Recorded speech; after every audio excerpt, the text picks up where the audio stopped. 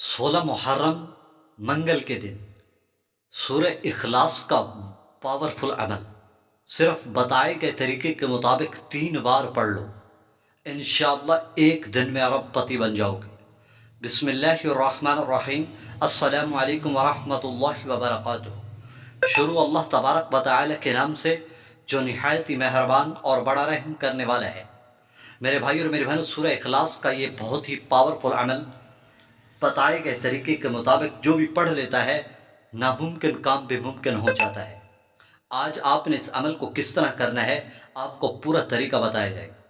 سورہ اخلاص کو صرف 3 بار آپ نے کس طرح پڑھنا ہے، محرم الحرام منگل کے دن آج آپ یہ عمل کر کے اس کا معجزہ دیکھ لو۔ میرے بھائی اور میرے بہنوں، کہتے ہیں کہ جو بھی اس عمل کو کرتا ہے اس کے دن پھر جاتے ہیں، اس کے دن بدل جاتے ہیں۔ اگر آپ کو اللہ پر یقین ہو تو آپ خود اس عمل کا معجزہ دیکھیں۔ میرے بھائی اور میرے بہنوں، دنیا میں جتنے بھی ارب پتی انسان ہیں ان سب کو اللہ نے ہی بنایا ہے، تو آپ اللہ پر یقین رکھیں۔ ہمارے اندر کوئی کمزوری ہے تو وہ صرف اللہ پر بھروسہ اور یقین کی کمزوری ہے۔ صحابہ کرام کے یقین نے گھوڑوں کو سمندروں میں چلایا۔ صحابہ کرام اپنی مسجد میں دعائیں مانگ کر اپنی چیزوں کو حل کروایا کرتے تھے، صرف اللہ پر یقین تھا۔ آج آپ اللہ پر یقین کریں، آج اللہ آج بھی وہی ہے، پہلے بھی وہی تھا۔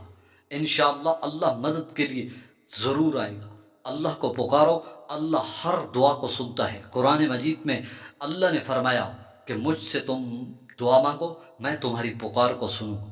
تو آج آپ اللہ پر یقین رکھیں اور یہ چھوٹا سا عمل کر لیں، پھر دیکھیں اس عمل کا معجزہ آپ کی زندگی میں بہاریں لائے گا، زندگی بدل دے گا۔ ایسے افراد جو غریب ہیں، جو پریشان ہیں، جو رزق کے متعلق جتنی بھی پریشانیاں ہیں، آج یہ چھوٹا سا عمل کر کے اپنی تمام پریشانیاں اللہ کے حوالے کر دیں۔ انشاءاللہ آپ خود دیکھیں گے اللہ بڑا بے نیاز ہے، وہ انسان کی زندگی کو ایسے بدلتا ہے، وقت ایسے بدلتا ہے کہ وہ خود حیران رہ جاتا ہے۔ میں زیادہ لمبی چوڑی بات نہیں کرتا، آپ کو وظیفہ بتا رہا ہوں، آپ نے بالکل اسی طرح اس عمل کو کر لینا ہے۔